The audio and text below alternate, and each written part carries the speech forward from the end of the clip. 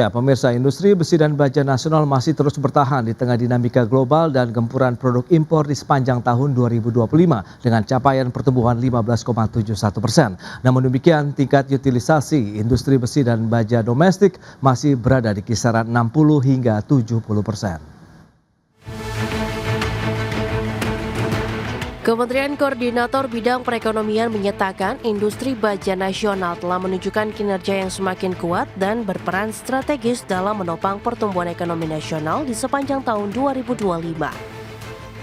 Menko Bidang Perekonomian Erlangga Hartarto dalam pernyataan resmi menyebutkan pertumbuhan industri besi dan baja berhasil tembus double digit atau 15,71% di atas rata-rata manufaktur dan PDB nasional. Erlangga menambahkan kinerja positif tersebut ditopang oleh konsumsi baja domestik yang meningkat dari 18,6 juta ton pada 2024 menjadi 19,3 juta ton pada 2025. Adapun permintaan berasal dari sektor konstruksi diantaranya melalui program pembangunan 3 juta rumah, sektor manufaktur, sektor otomotif. Sementara itu di tengah dinamika perdagangan global dan tantangan kelebihan pasokan baja dunia, pemerintah menegaskan komitmen untuk memperkuat daya saing industri dalam negeri melalui hilirisasi, perlindungan pasar domestik, dan percepatan transformasi menuju industri baja rendah karbon. Berbagi sumber, IDEX Channel. Ya, pemirsa, untuk membahas tema kita kali ini dan sudah bergabung bersama saya dan melalui Zoom dengan Bapak Akbar Zohan. Beliau adalah Ketua Umum Indonesia Iron and Steel Industry Association dan juga sebagai Direktur Utama PT Krakatau Steel Persero Tbk. Langsung saja kita sapa ini. Halo, Pak Akbar, apa kabar?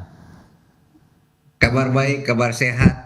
Baik. Untuk kedaulatan industri baja nasional kita, Mas Pras. Luar biasa, Pak Akbar. Terima kasih atas waktu yang disempatkan. Sebelum membahas lebih jauh, kita akan update terkait dengan kinerja industri besi dan baja nasional hingga bulan kedua tahun 2026 ini seperti apa kondisinya saat ini, Pak Akbar? Silakan. Iya, makasih Mas Pras. Kondisi sampai hari ini seperti yang disampaikan tadi Mas Pras, yang disampaikan secara resmi oleh Bapak Menko Perekonomian Bapak Erlangga Hartarto, bahwa memang ada perbaikan dari sisi beberapa indikator Mas Pras. Ya. Salah satunya adalah PMI Manufacture Januari 2026 itu sudah meningkat menjadi 52,6 poin dari sebelumnya hanya 51,2 daripada angka sebelumnya. Dan ini menjadi salah satu indikatornya. Lalu ada perbaikan ini juga didorong tentu daripada kebutuhan baja domestik yang antara lain percepatan proyek strategi nasional, salah satunya yaitu yang kami lakukan dengan beberapa konsorsium swasta, yaitu pembangunan pipeline transmisi gas Dusem atau Dumai Seimangke. Di sini dibutuhkan kurang lebih 80.000 ton baja untuk pipa pipeline yang nilainya kurang lebih sampai 2 triliun rupiah. Oke.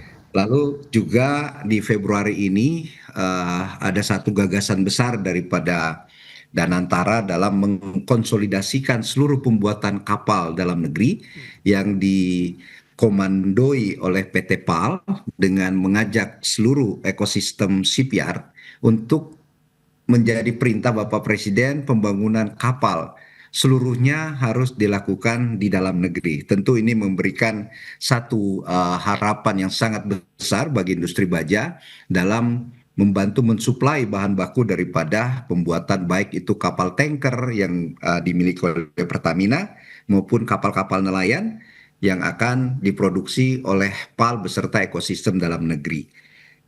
Itu yang menjadi salah satu parameter adanya perbaikan daripada kebutuhan domestik baja nasional, Mas Pras. Baik, nah Pak Akbar, tadi juga kita tahu Pak Erlangga juga menyebutkan dalam acara Munas Asia pekan lalu ya, begitu pertumbuhan PDB sektor besi dan baja ini menembus angka 15,71% di atas rata-rata manufaktur dan juga PDB nasional. Bagaimana tanggapan Anda ini, Pak Akbar?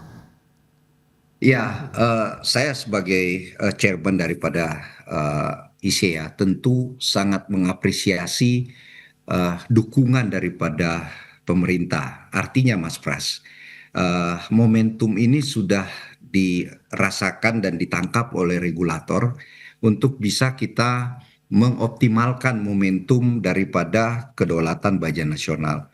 Walaupun Mas Pras, ini tidak serta-merta instan kita bisa memperbaiki ekosistem baja nasional kita karena eh, kekurangan dukungan daripada pemerintah ini sudah belasan tahun sebelumnya. Jadi Oke. memang perlu waktu, tetapi dengan inisiasi yang sudah dilakukan oleh kementerian khususnya Kemenko Perekonomian beserta Kementerian Perindustrian, Kementerian Perdagangan, bahkan Kementerian Keuangan ini memberikan satu tanda-tanda kita akan mengalami suatu titik balik dalam mengedepankan produksi nasional kita. Salah satunya adalah ini menjadi motor dalam menciptakan ekosistem industri, khususnya dalam tata niaga dan pengendalian impor baja itu sendiri. Lalu tentu yang menjadi isu adalah mana kembali meningkatkan utilisasi daripada kapasitas industri nasional melalui kembali penyerapan kebutuhan domestik baja sendiri. Hmm. Serta ada juga yang tidak kalah pentingnya Mas Pras, Ya. daya saing melalui kebijakan energi dan bahan baku yang kompetitif. Ini juga menjadi satu hal yang krusial karena energi itu memiliki kontribusi 30-35 daripada proses produksi baja itu sendiri. Serta tidak kalah pentingnya adalah perlunya sinkronisasi kebijakan dari sinergi industri dalam negeri. Serta tidak kalah pentingnya perlu segera diadakan moratorium dan investasi yang selektif. Kami kasih contoh, misalnya untuk pabrik-pabrik baja tulangan, ini karena oversupply di dalam negeri tentu perlu ada upaya-upaya moratorium dan seleksi-seleksi industri mana yang perlu dilakukan pengetatan atau relaksasi. Saya kira Oke. demikian Mas Pras. Ya, kalau kita lihat dari sisi peningkatan konsumsi domestik begitu dari 18,6 juta ton di tahun 2024 kemudian menjadi 19,3 juta ton di tahun 2025. Nah, ini dia. Lantas sektor-sektor mana saja yang menjadi penopang dari pertumbuhan industri besi dan baja nasional tadi di sepanjang tahun 2025, Pak Akbar? Iya, memang dari semua konsumsi baja nasional kita, yang paling tinggi penyerapannya tetap didominasi oleh klaster konstruksi, Oke. yaitu kurang lebih 9,83% daripada PDB nasional kita. Ini tentu memberikan sinyal pembangunan infrastruktur secara berkelanjutan sudah mulai dijalankan oleh pemerintahan kita. Lalu tentu yang kedua adalah industri pengolahan sendiri. Ini tumbuh menjadi 5,30%. Serta perdagangan besar dan reparasi kendaraan ini juga sangat naik ya menjadi 5,49% dan kontribusinya terhadap PDB 13,17% sendiri. Ya, ya. Tidak kalah pentingnya juga di sektor pertanian dan kehutanan serta perdagangan. Ini tumbuh 5,33% Oke. dengan kontribusi 13% terhadap PDB. Dan yang terakhir tentu transportasi dan perdagangan ini tumbuh 8,78% pada 2025. Sehingga pertumbuhan-pertumbuhan ini Mas Pras menjadi sinyal yang positif bagi komitmen pemerintah dalam mendukung penggunaan baja dalam negeri kita, Mas Pras. Oke, oke. Nah, yang menarik di dalam Munas Asia juga Anda menyampaikan kita tengah berada di tengah badai global. Nah, mungkin bisa Anda jelaskan lebih jauh nanti di segmen berikutnya. Pak Akbar, kita akan jeda dulu sebentar ya. Dan pemirsa, kami akan segera kembali usai pariwara berikut ini. Ya, terima kasih Anda masih bergabung bersama kami dalam Market Review. Dan berikut ini kami sampaikan data, kita akan cermati bersama seperti apa kinerja dari nilai ekspor besi dan baja Indonesia. Ini dia, data selengkapnya seperti yang bisa Anda saksikan di layar televisi Anda. Kita lihat perbandingan dari Januari-Desember 2025, kemudian kita sandingkan dengan tahun 2024 sebelumnya. Dari 25,8 miliar dolar Amerika Serikat, kemudian di tahun berikutnya meningkat menjadi 27,97 miliar dolar Amerika Serikat. Berarti ada kenaikan sekitar sekitar 8,41% untuk nilai ekspor besi dan baja di sepanjang Januari-Desember 2025. Lantas bagaimana dengan volumenya? Kita akan lihat bersama juga. Ini dia dari sisi volume 20,92 juta ton di tahun 2024 lalu, kemudian meningkat 11,19% di Januari-Desember 2025 menjadi 23,26 juta ton, data dari Badan Pusat Statistik. Dan selanjutnya kita akan cermati bersama seperti apa sih pangsa pasar ekspor besi dan baja kita. Ini dia. Negara-negara tujuan ekspor ke China nilainya 17,92 miliar dolar Amerika, share-nya sekitar 27,65% dengan pertumbuhan sekitar 11,5%. Kemudian ada negara India nilainya 1,63 miliar dolar Amerika, share-nya 8,91% tapi pertumbuhannya negatif ini ya di bulan Januari sampai dengan Desember 2025 minus 12,3%. Kumulatif to kumulatif, itu dia beberapa data yang tadi sudah kita sampaikan dan kita akan lanjutkan kembali perbincangan bersama dengan Bapak Akbar Johan. Nah, itu dia Pak Akbar, dengan beberapa data tadi yang sudah disampaikan, kemudian Anda juga menyampaikan bahwa industri besi dan baja tengah berada dalam gejolak global. Nah, ini mungkin bisa dijelaskan lebih jauh. Seperti apa sih kondisi yang dialami begitu? Apakah tekanan memang dominasinya masih dari eksternal kah atau juga domestik nih Pak Akbar? Ya, Mas. Jadi sebenarnya memang kalau kita cermati landscape daripada global supply chains baja global ini sangat bergeser very signifikan. Oke. Tentu melihat daripada pemain baja terbesar di dunia saat ini adalah China dengan kapasitas produksi sudah hampir 1,6 miliar ton per tahun. Oke. Dan menjadi supply terbesar global, hampir 60% baja berasal dari China. Ya, sehingga kalau kita bisa sampaikan ada oversupply secara struktural global yang kurang lebih sudah sampai 600 juta ton dan terjadi menyebabkan distorsi perdagangan itu sendiri. Nah, ini seharusnya kita sudah mengantisipasi karena kelebihan daripada atau oversupply domestik daripada China yang menyebabkan mereka harus melakukan eksportasi ke pasar global tentu dengan harga di bawah harga produksi di dalam negeri kita. Kenapa? Karena untuk pabrik baja itu tidak mungkin menghentikan produksinya. Ya, sehingga berapapun nilainya mereka akan melakukan eksportasi dan pemerintah China memberikan dukungan yang konkret dengan mendorong ekosistem baja tersebut untuk melakukan ekspansi keluar China dengan memberikan instrumen-instrumen insentif baik itu tax rebate dan juga kemudahan-kemudahan dari sistem energinya diberikan harga yang sangat murah sehingga volume ekspor tadi membanjiri pasar global. Nah, sayangnya orientasi pasar global dari China tentu akan mencari negara-negara yang proteksi dalam negerinya sangat lemah, termasuk negara Indonesia. Negara Paman Sam, USA memberikan tarif yang sangat tinggi selain resiprokal 19 terus tambahan 50%, bahkan tambahan lagi 50%, hampir 200% pajak baja dari China maupun dari asal luar negeri dikenakan pajak tersebut. Eropa pun demikian, ya, bahkan negara-negara Korea Selatan melakukan proteksi yang sangat kuat untuk melindungi industrinya, termasuk di industri hilirnya, bahkan juga negara Jepang. Sehingga lonjakan ekspor Tiongkok kalau kita melihat data ini kurang lebih hampir 119 juta ton di tahun 2025. Sehingga ini memberikan sangat simultan tekanan-tekanan yang multidimensi. Lalu yang tadi saya sampaikan, sekarang era proteksionisme negara-negara, bahkan negara maju sekalipun melakukan satu proteksionisme yang luar biasa ketatnya untuk menghalau atau membentengi pabrik produk-produk baja daripada Cina. Sehingga hal inilah yang saya sampaikan bahwa memang landscape daripada global supply chains daripada industri baja mulai daripada bahan baku juga memberikan tekanan yang multisektoral kepada industri baja nasional kita, Mas Pras. Oke, oke. Nah, lantas bagaimana Anda melihat konsep ataupun memaknai konsep dari industri besi dan baja yang berdaulat sendiri begitu di Indonesia? Apakah juga terkait juga dengan apa ya, kapasitas produksi, kemudian penguasaan teknologi, atau bahkan sampai dengan kemandirian bahan baku ini, Pak Akbar?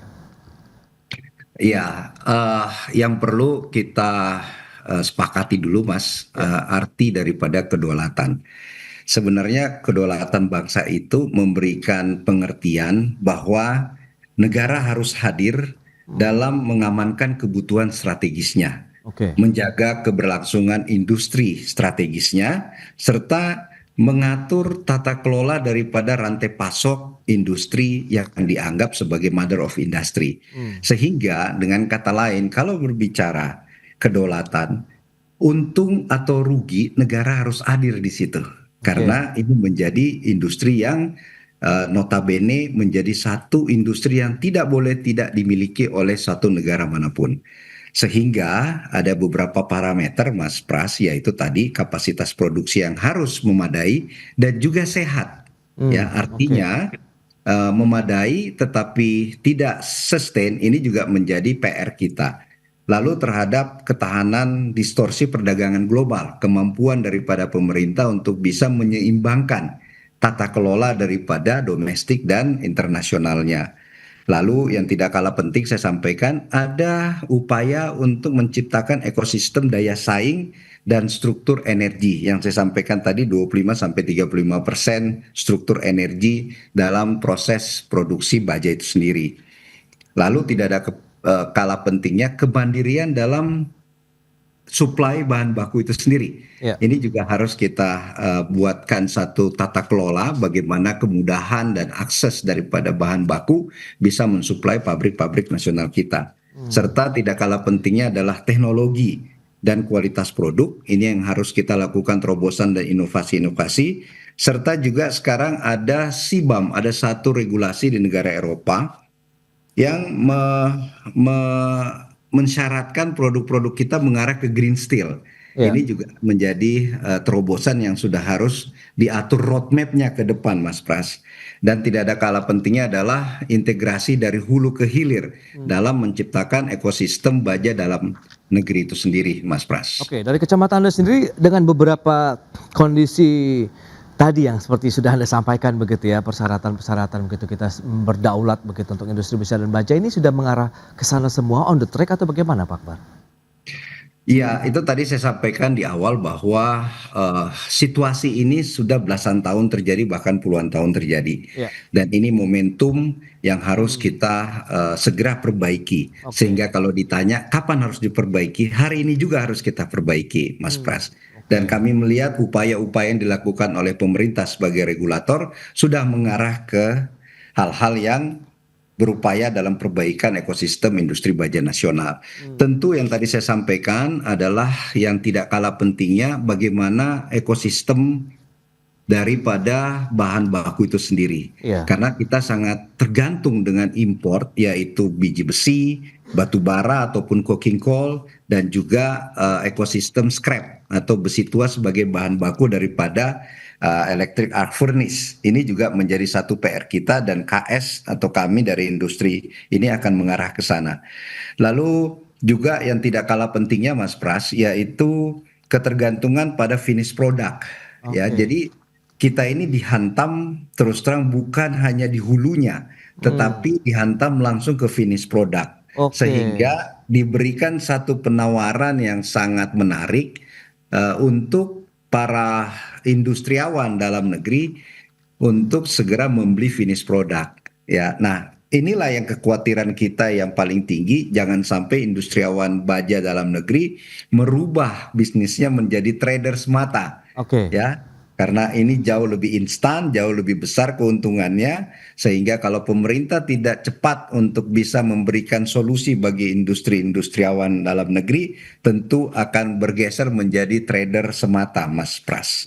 Itu dia yang perlu diutamakan ya untuk bisa menjaga industrinya dari hulunya juga harus kita jaga bersama-sama begitu ya Pak Akbar, sehingga tadi tidak ada ketergantungan juga terhadap bagaimana importasi bahan bakunya sendiri. Nah, tantangan terbesar dari industri besi dan baja juga seperti apa? kemudian apakah safeguard selama ini juga cukup oke, kita bahas lebih jauh nanti di segmen berikutnya. Pak Akbar, kita akan jeda kembali sebentar ya. Dan pemirsa, kami akan segera kembali usai pariwara berikut ini.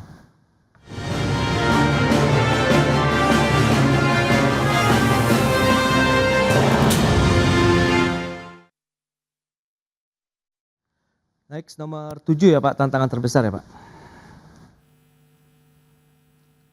Oke, kita mulai.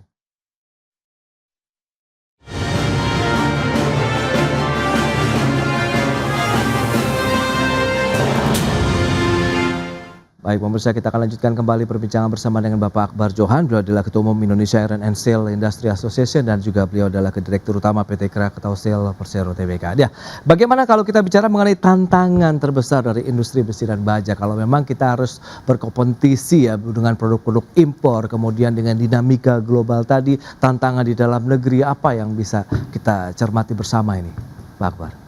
Ya, tentu tantangan yang ada secara internal maupun eksternal. Jadi kita bagi dua, Mas ya. Internal itu artinya kami pun di ekosistem produsen harus melakukan transformasi bisnis itu sendiri. Sehingga ada kemampuan untuk melahirkan produk yang punya competitiveness yang tinggi. Ya, bottom line-nya adalah efisiensi daripada produksi nasional kita. Secara eksternal tentu tadi tekanan global yang sangat multidimensi, terutama daripada lonjakan oversupply baja dari China. Harganya itu sudah di luar daripada dan sangat jauh daripada harga keekonomian produksi dalam negeri. Harga hari ini kurang lebih 470 US per ton.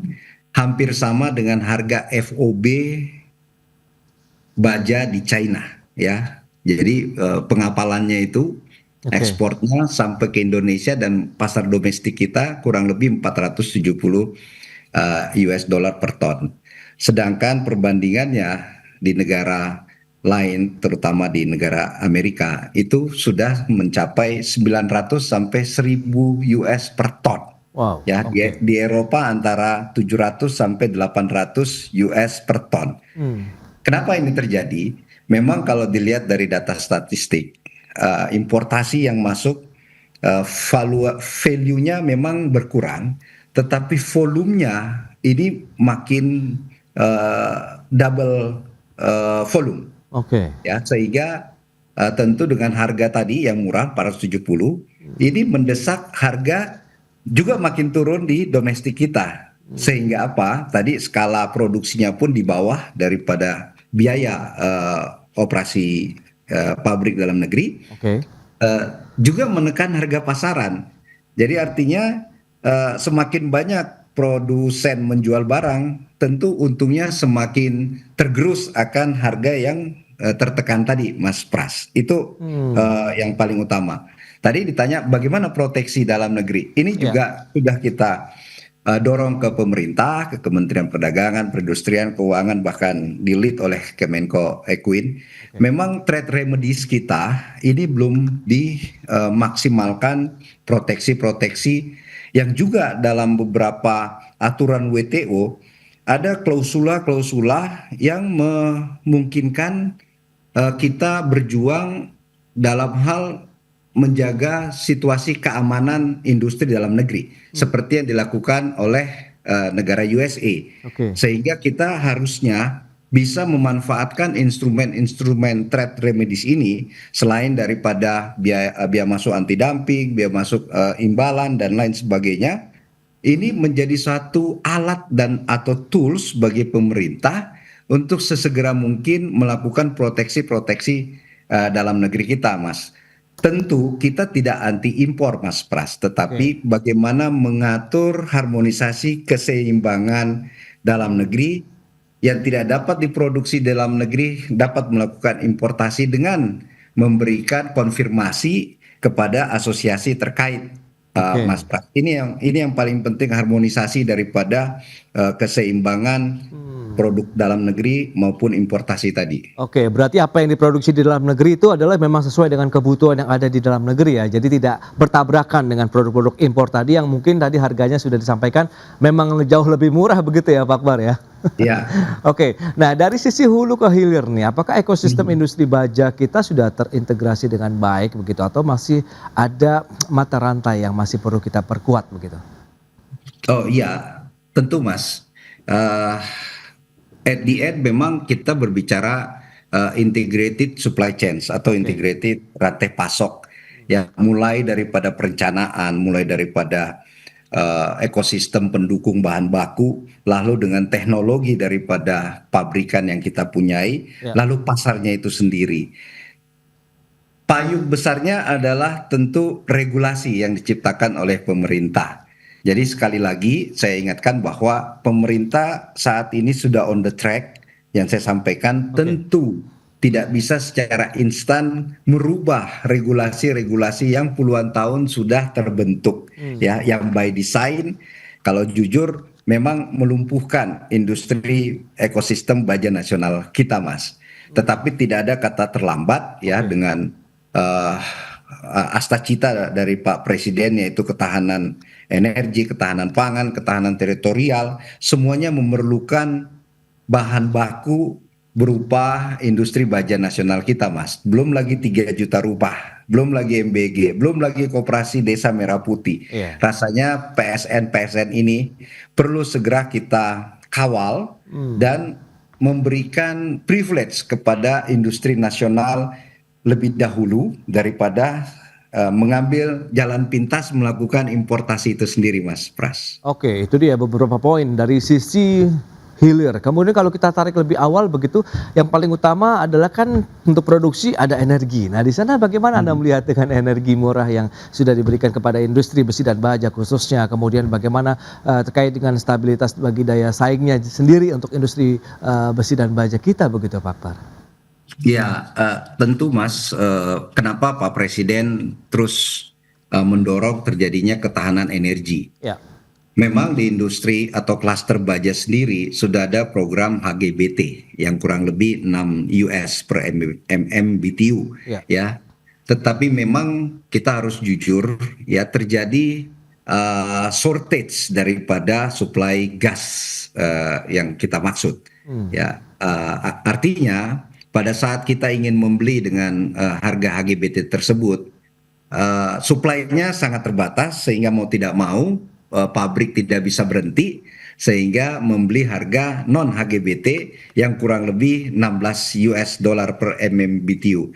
Nah, situasi ini yang menjadi satu kendala tersendiri, bagaimana daya saing daripada pabrik baja dengan mendapatkan bahan energi yang lebih murah. Di China kurang lebih 2 dolar Mas per MMBTU. Nah, inilah yang saya sampaikan, ekosistem pendukung daripada industri baja maupun industri lainnya memang harus disegerakan secara terintegrasi Mas tadi, termasuk daripada rantai pasok industri strategis nasional kita Mas Pras. Oke, terakhir lantas bagaimana Anda melihat untuk jangka panjang ya begitu, apakah kita sudah membangun satu ekosistem yang kokoh, kemudian akhirnya bisa membuat industri besi dan baja dan mungkin industri-industri lainnya untuk bisa berdiri di kaki sendiri begitu Pak? Ya, tentu Mas, ini perlu visi dan misi yang sama, perlu leadership yang kuat, dan perlu soul daripada masing-masing industri atau klaster-klaster strategis yang ada dalam negeri ini, khususnya di industri baja nasional.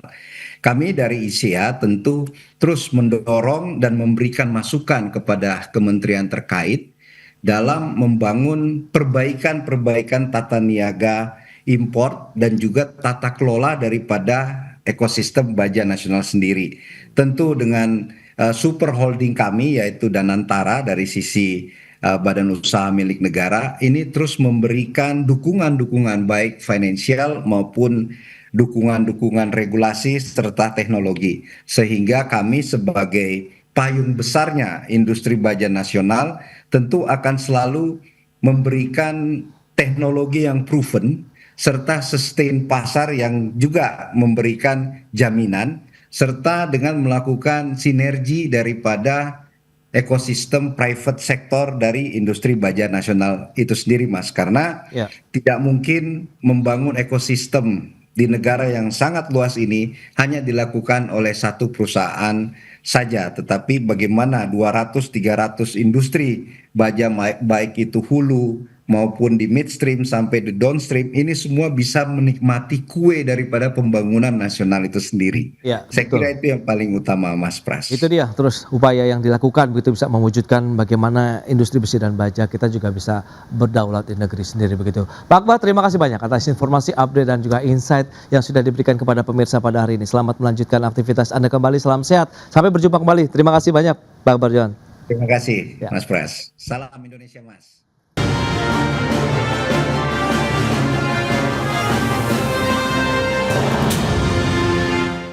Ya, pemirsa, strategi Indonesia Incorporated sebagai pilar utama visi pembangunan Indonesia ke depan. Strategi yang diusung oleh Presiden Prabowo Subianto ini mengedepankan kolaborasi lintas skala ekonomi guna memperkuat daya saing nasional. Saya namakan saya punya strategi adalah Indonesia Incorporated. Yang besar, yang kuat, yang menengah, yang kecil, yang kurang, semua bekerja sama. Yang besar, maju, tarik. Yang kurang, kuat. Yang kuat, tarik. Yang lemah. Pemerintah yang bersih dan adil, bantu yang paling lemah dan paling miskin. Kita bangkit bersama, Indonesia insya Allah nanti bukan saja raksasa yang tertidur, tapi kita harus bangkit menjadi raksasa yang mampu berdiri dan membangun kehidupan yang lebih baik bagi rakyatnya. Demikian pernyataan Presiden Prabowo Subianto saat memperkenalkan konsep Indonesia Incorporate dalam Forum Indonesia Economic Outlook 2026 pada Jumat pekan lalu. Presiden menegaskan 3 pilar utama arah kebijakan ekonomi nasional, yakni kolaborasi lintas skala melalui konsep Indonesia Incorporate, keyakinan terhadap pertumbuhan ekonomi yang kuat, serta komitmen yang teguh terhadap kepastian hukum. Dalam berbagai kesempatan, Kepala Negara menekankan pentingnya semangat Indonesia Incorporate yang menunjukkan pentingnya kolaborasi erat antar para pemangku kepentingan perekonomian, termasuk pemerintah dan dunia usaha, guna memperkuat daya saing nasional, mempercepat pembangunan, dan mendorong pertumbuhan ekonomi. Jakarta, Tim Liputan, IDX Channel. Ya, pemirsa, untuk membahas tema kita kali Indonesia Incorporated, perkuat daya saing dan perekonomian Indonesia, kita sudah tersambung melalui Zoom bersama dengan Bapak Danang Girindra Wardana, Dewan Pakar Asosiasi Pengusaha Indonesia, kemudian Bapak Heri Gunawan, Direktur Next Indonesia Center. Langsung saja kita sapain. Halo Pak Danang, apa kabar? Sehat Mas Pras. Baik, terima kasih atas waktu yang disempatkan Pak Danang. Pak Heri, apa kabar? Kabar baik Mas Pras. Baik, terima kasih juga atas waktu yang disempatkan. Pak Heri, tadi sudah disampaikan begitu, kalau kita bicara mengenai konteks dinamika dari perekonomian global, kemudian ada persaingan antar negara terkini lah kalau bisa disampaikan begitu. Lantas bagaimana kalau Anda memandang ya terkait dengan definisi terkait urgensi dari penerapan strategi Indonesia Incorporated sebagai strategi pembangunan ekonomi Indonesia? Iya, terima kasih Mas Pras. Menurut saya pernyataan Presiden itu clear ya.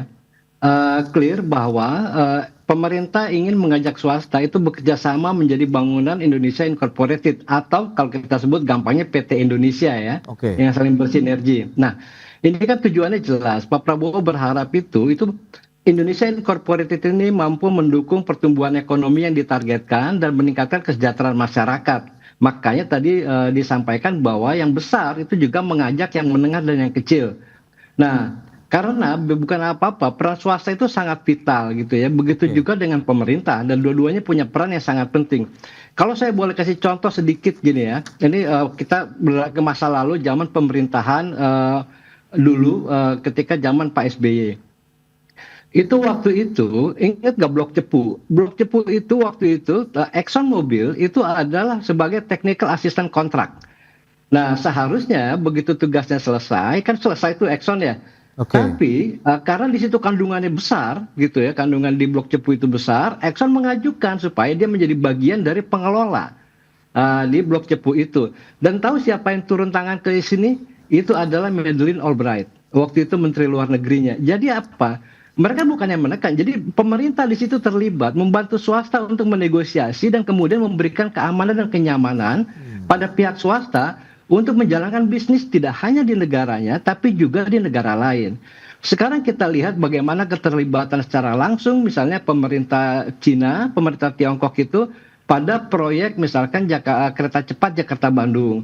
Nah, ini adalah bagian-bagian dari kerjasama antara pemerintah dan swasta. Nah, karena kita sebagian besar, mayoritas kita bisnisnya ada di dalam negeri, menurut saya yang jauh lebih penting sekarang, pemerintah harus menyiapkan itu yang namanya debottlenecking body. Itu kan di WTO tuh ada lah. WTO tuh ada dispute settlement body. Jadi kalau ada dispute gitu ya antara misalnya katakanlah swasta dengan BUMN, swasta dengan pemerintah, dunia usaha dengan pemerintah. Nah, dispute ini terkait dengan regulasi misalnya. Karena kan regulasi kita kan tidak satu. Satu pekerjaan itu bisa ada di 2-3 kementerian. Nah, disinilah pentingnya tadi lembaga yang menangani secara permanen kalau ada debottlenecking. Zaman pemerintah SBY itu ada yang kita kenal dengan UKP 4 ya. Nah, kenapa itu terjadi? Sebagai contoh ginilah, ini persoalan contoh kecil aja, mungkin nanti di tempat lain itu pasti lebih banyak. Ketika swasta ingin menambah izin, katakanlah di perkapalan gitu ya, penambahan modalnya itu izinnya kan ke BKPM ya, pemberitahuan ke BKPM bahwa dia akan menambah modal segala macam. Tapi ketika kapalnya akan beroperasi di Indonesia, di perairan Indonesia, maka kita kan menggunakan asas kabotage ya. Nah, itu kan harus pakai bendera merah putih di situ. Okay. Nah, izinnya ada di Kementerian Perhubungan. Nah, ini bagian debottlenecking body tadi, bagian itu ya yang menangani masalah-masalah kalau ada dispute kayak gitu. Ini dia bisa menembus gitu loh, dan ini lembaga ini harus ada langsung di bawah presiden menurut saya untuk merealisasikan apa yang presiden maksudkan itu adalah kerjasama pemerintah dan swasta, swasta besar, swasta kecil, swasta menengah. Nah, ini kan pasti nanti ada lah gesekan-gesekan gitu ya. Nah, disinilah pentingnya tadi lembaga khusus yang menangani debottlenecking. Kalau sekarang memang sudah ada, saya dengar di Kementerian Keuangan. Okay. Tapi itu kan tidak permanen, hanya satgas. Begitu tugasnya selesai sudah bubar gitu. Tapi persoalan masih terus banyak sekali gitu ya. Pak Danang nanti bisa menceritakan jauh lebih detail, Mas Pras. Terima kasih, Mas Pras. Baik, Pak Heri. Nah, dari sisi Apindo sendiri melihat bagaimana terkait dengan strategi Indonesia Incorporated sehingga menjadi penting ya untuk menjadi guideline juga bagi sinergitas dalam upaya mendorong pertumbuhan ekonomi dan juga daya saing Indonesia saat ini. Pak Danang. Ya, Mas Pras, jadi kita senang aja sih mendengar Pak Presiden bicara tentang Indonesia Incorporated. Senang. Tapi sebenarnya incorporated itu kan sebuah bahasa yang lazim aja di korporasi ya, makanya disebutlah incorporated gitu ya. Di dalam satu kesatuan sinergitas yang tinggi. Kalau di perusahaan itu sudah sangat biasa. Tapi kalau ini disampaikan oleh seorang presiden maka menjadi luar biasa kan begitu. Tapi bagaimana kita melihat di masa depan apa yang harus dilakukan terkait dengan misi Indonesia Incorporated ini. Karena kita tahu ya sampai tahun 2025 ini kontribusi manufaktur kita pada PDB merendah sekali gitu. Nah, ini yang harus kita pecahkan. Bagaimana incorporated untuk meningkatkan kontribusi manufaktur kita pada PDB kita. Mas Heri tahu, Mas Pras juga tahu gitu bahwa kontribusi manufaktur kita saat ini cuma di 19% terhadap PDB kita. Nah, ini rendah sekali. Coba dibandingkan dengan negara-negara Thailand tuh di atas 25%, Malaysia 23% sekian lah. Termasuk Vietnam itu rata-rata 24-25%. Indonesia masih jauh di bawah. Nah, ini terkait langsung dengan upaya penciptaan lapangan kerja yang saat ini mulai bergeser ke industri informal jobs gitu. Nah, ini yang harus dipikirkan. Bagaimana dalam skala incorporated ini menyatukan antara industri-industri besar dengan industri kecil yang notabene industri kecil itu menyerap lebih banyak tenaga kerja. Tetapi informal job gitu masalahnya. Nah, yang bagaimana ke depan bahwa Presiden perlu menyatukan bagaimana visi itu diterjemahkan ke dalam kerangka teknokratis, dalam kerangka kebijakan. Karena kalau sebatas pidato ini tidak akan mengubah sebuah konstelasi hubungan antara industri besar dengan industri kecil dan konsep kedudukan serapan tenaga kerja yang saat ini kita masih sangat rendah. Nah, bagaimana ini harus menjadi bagian penting di dalam proses-proses pembuatan kebijakan ya atau regulatory making. Karena tidak selesai Mas, hanya sekedar sebuah pidato. Jadi kami sangat senang dengan apa semangat ini, tetapi mohonlah ini segera diwujudkan ke dalam Nah, konteks teknokratisnya. oke. Pak Danang, Kalau di lantas sejauh industri mana? kecil kan banyak Mas. Betul, betul. Nah, sejauh mana juga akhirnya peran spesifik dari sektor swasta dalam pilar Indonesia Incorporated ini agar tidak menjadi pelengkap, tapi jadi penggerak utamanya nih untuk pertumbuhan ekonomi nasional, Pak Danang? Sebagai prime mover ya. Nah, Ya. jadi belanja pemerintah mestinya juga menjadi bagian penting untuk benar-benar dikelola oleh swasta ya, jangan sepenuhnya dikelola oleh BUMN gitu. Oke. Belanja-belanja infrastruktur ini kan Nah, incorporated yang dalam arti real. Dan selama ini BUMN lebih mendominasi belanja-belanja infrastruktur. Nah, sehingga dunia swasta hanya menjadi bagian yang support ke BUMN tersebut. Nah, bagaimana ini dirubah? Ini akan menimbulkan multiplier effect yang cukup baik. Karena situasi yang terjadi saat ini, kecemburuan dunia usaha terhadap penganak emasan BUMN kan masih terjadi. Maka sebenarnya kasak kusuk di Apindo, di Kadin ini kan masalah-masalah yang melihat bahwa pemerintah tampaknya tidak sepenuhnya memberikan proyek-proyek infrastruktur yang berskala menengah besar itu lebih ke anak-anak badan usaha negara. Nah, masalahnya juga adalah ketika badan usaha milik negara itu digabungkan ke dalam Danantara, maka kita juga berpikir bagaimana kontribusi BUMN melalui Danantara itu menjadi stimulus pembangunan, karena dividen dari BUMN tersebut atau Danantara tidak lagi menjadi bagian dari APBN. Nah, ini kan konteks makro yang harus kita pikirkan, bagaimana stimulan belanja negara itu menjadi bagian penting roh dari nyawa incorporated itu, Mas. baik, baik ya itu dia menarik untuk kita cermati. Lantas sejauh mana akhirnya strategi ini bisa menjadi mesin utama untuk pertumbuhan ekonomi Indonesia, karena targetnya kan kita tahu ada pertumbuhan 8% di sana, begitu di ujung sana. Kita akan bahas nanti di segmen berikutnya, kita akan jeda sebentar Pak Danang dan juga Pak Heri, dan pemirsa tetaplah bersama kami. Ya, terima kasih Anda masih bergabung bersama kami dalam Market Review. Dan berikut ini kembali kami sampaikan sejumlah data. Kita akan cermati bersama seperti apa sih pertumbuhan ekonomi nasional khususnya di tahun 2025 dan negara-negara di kawasan ASEAN lainnya. Ini dia seperti yang bisa Anda saksikan di layar televisi Anda. Kita lihat pertumbuhan ekonomi negara Singapura ini 5% di tahun 2025, kemudian Malaysia 5,2%, Vietnam 8,02%, sementara Indonesia 5,11% untuk pertumbuhan ekonomi kita. Lantas bagaimana dengan target pertumbuhan ekonomi Indonesia? Kita lihat tahun 2025 5,3% diharapkan begitu dari sisi pertumbuhannya. Tahun 2026 ini bisa menyentuh 6%, 2027 7,5%, sampai dengan tahun 2029 kita harapkan bisa tumbuh 8% untuk pertumbuhan ekonomi, sehingga seperti yang diharapkan oleh Pak Danang tadi ada juga penciptaan lapangan kerja sehingga pemerataannya kemudian juga dari Sabang sampai Merauke, dan ada kesetaraan antara perusahaan-perusahaan BUMN dan juga perusahaan swasta untuk bisa mendapatkan ya dari kegiatan ekonomi di Indonesia. Kita akan lanjutkan kembali perbincangan bersama dengan Bapak Heri dan juga Bapak Danang Grinda Wardana. Baik, nah Pak Heri, kalau kita lihat dengan strategi Indonesia Incorporated, kemudian dengan target pertumbuhan ekonomi Indonesia, lantas seberapa jauh strategi ini akhirnya bisa menjadi mesin utama untuk bisa menjadi motor penggerak ekonomi Indonesia tadi, dengan melibatkan semua pihak lah untuk saling bahu-bahu, gotong royong untuk bisa membangun ekonomi nasional, Pak Heri? Ya, begini Mas Pras, itu Bank Indonesia itu pernah suatu ketika disclose data itu bahwa total investasi yang ada di Indonesia ini itu sekitar 85 sampai 86% itu adalah investasi swasta. Sisanya adalah investasi publik. Nah, investasi publik ini adalah baik pemerintah maupun BUMN ya. Nah, dengan demikian ini adalah sebuah keniscayaan bahwa investasi swasta itu adalah menjadi bagian penting yang mendorong perekonomian nasional. Nah, lalu bagaimana kita yang perlu kita dorong? Menurut saya itu terlalu sulit kalau kita ingin mendorong itu yang disebut dengan konsumsi rumah tangga, dengan pemerintah memberikan stimulus itu hanya buffer. Tapi dorongan pertumbuhan ekonomi untuk mencapai target yang diinginkan oleh presiden atau oleh pemerintah itu harus, yang menjadi keharusan itu adalah dengan mendorong investasi.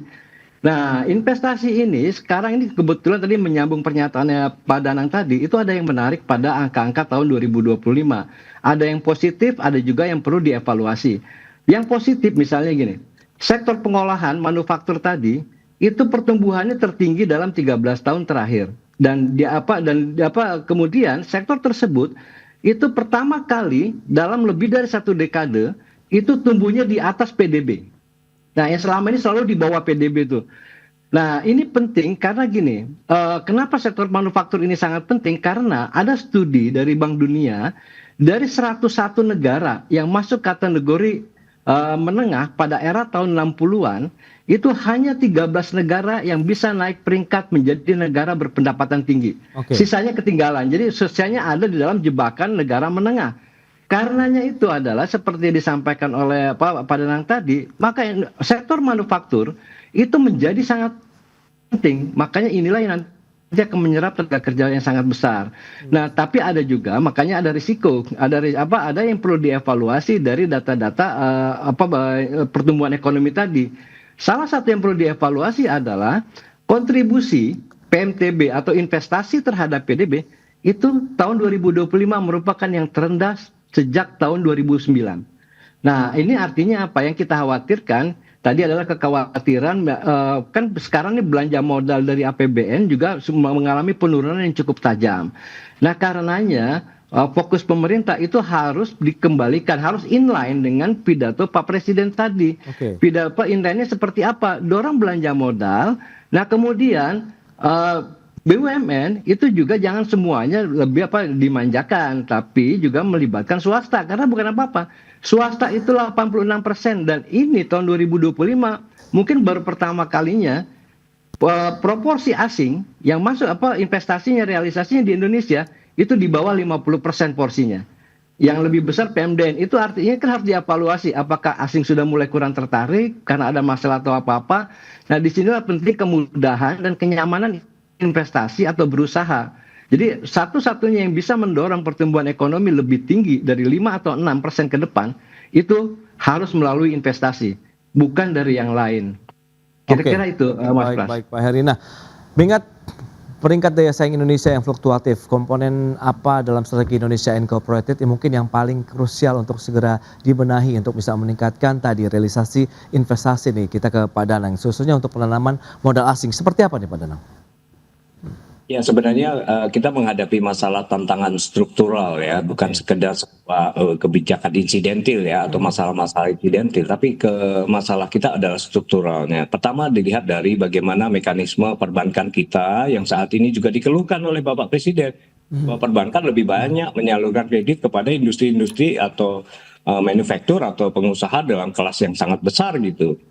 Nah, jadi katanya adalah disebut-sebut ya 80% sekian itu justru kredit perbankan mengalir ke industri-industri yang relatif jauh sudah sangat besar gitu. Nah, sementara serapan tenaga kerja kita 86% di industri kecil yang tidak mendapatkan akses cukup baik terhadap perbankan. Aliran perbankan ke sana tapi industri kecilnya lebih sedikit. Nah, ini yang harus kita pikirkan ke depan, bagaimana kemudian perbankan bisa mengelola sebuah mekanisme penyaluran kredit kepada industri kecil menengah secara lebih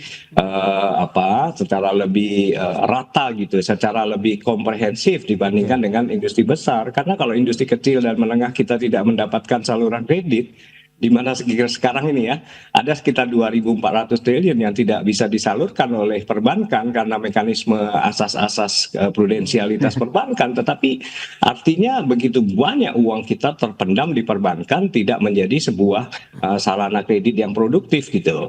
Nah, bagaimana caranya ke depan? Tantangan struktural ini harus diperbaikin supaya industri kecil menengah ini bisa lebih besar atau berkembang lebih besar sehingga pertumbuhan kontribusi manufaktur terhadap PDB kita bisa menaik melalui kebijakan struktural perbankan. Artinya gini, tantangan-tantangan struktural itu harus diperbaiki melalui kebijakan struktural kan. Saya sepakat tadi Pak Heri juga sebutkan terkait dengan upaya-upaya debottlenecking. Tetapi saya tidak sepakat terus kalau ini hanya sebuah satgas-satgas gitu. Betul tuh Pak Heri, kalau satgas-satgas tuh tidak terlalu performansinya juga sepanjang usia Pak Menteri gitu, tidak secara konsisten dilakukan, dan kemudian ini menjadi salah satu hambatan besar kita bahwa satgas-satgas juga tidak akan berhasil melakukan perbaikan-perbaikan secara struktural, tapi perbaikan secara insidentil. Nah, salah satu tantangan struktural yang menurut kami di Apindo itu melihat adanya high cost of doing business di Indonesia. Ini yang harus diperbaikin. Cost kita tuh relatif lebih tinggi, Mas, sehingga harus diturunkan lah. Cost logistik, cost energi, cost kerah putih. Ini berbahaya ya. Jadi harus benar-benar kita melakukannya secara komprehensif melalui total kebijakan struktural yang reformatif gitu. Baik, itu dia yang perlu dicermati ya untuk dari sisi hambatan struktural yang masih harus dibenahi. Terakhir singkat saja nih Pak Heri, bagaimana kalau kita bicara mengenai indikator-indikator yang perlu disampaikan begitu kaitannya dengan pelaksanaan Indonesia Incorporated ke depan ini, apa saja sih poin-poin yang bisa kita jadikan patokan bahwa ini sudah sesuai dengan arahan ataupun on the track begitu? Ya, kalau menurut saya pertama tadi harus ada bahwa presiden itu tidak hanya sampai pada jargon, pada pidato, tidak berhenti sampai di situ, tapi presiden juga harus melanjutkan ini pada seperti disampaikan oleh Pak Danang itu masuk pada ke sisi teknokratis. Jadi artinya pernyataan presiden ini harus dipikirkan bagaimana implementasinya. Karena kalau tanpa ada regulasi yang implementatif, ini nggak akan bergerak gitu ya, nggak akan bergerak karena bukan apa-apa. Padahal Indonesia di bidang kredit aja misalnya di perbankan, kita kan punya Menteri Keuangan itu ex officio ketua atau kepala Komite Stabilitas Sistem Keuangan. Di dalamnya ada Bank Indonesia, di dalamnya ada OJK, di dalamnya ada LPS. Nah, di sini mereka ini bisa berembuk kalau selama ini diwajibkan misalnya untuk UMKM penyaluran kreditnya adalah 20% dari total kredit, ini kan bisa dinaikkan. Kenapa? Memang UMKM itu kontributor terbesar untuk PDB, begitu juga kontributor terbesar untuk misalnya tenaga kerja penyerapannya. Jadi itulah menurut saya tuh BUMN juga harus diredefinisi supaya jangan ada di seluruh sektor, apalagi sampai ada mereka itu bikin secara struktur secara vertikal itu anak perusahaan itu sampai ada 30 anak perusahaan misalnya. Jadi yang mereka gara pengadaan paku, ya anak perusahaan, cucu perusahaan, pengadaan cat itu, eventnya juga cucu perusahaan. Ini banyak pekerjaan besar yang memang harus dievaluasi ya, termasuk oleh Danantara, oleh pemerintah. Dan yang paling penting tadi satu, kerangka teknokratisnya, kebijakannya seperti apa, Indonesia Incorporated ini, visi misinya seperti apa, itu harus clear supaya jadi panduan jalan bersama. Itu dia yang paling utama adalah implementasinya nanti di lapangan begitu ya Pak Heri dan juga Pak Danang. Terima kasih banyak ini atas informasi, update dan juga insight yang sudah disampaikan kepada pemirsa pada hari ini. Selamat melanjutkan aktivitas Anda kembali, salam sehat, sampai berjumpa kembali Pak Danang, Pak Heri. Terima kasih. Terima kasih Mas Pras, Ya, Pak Heri. Pak Danang.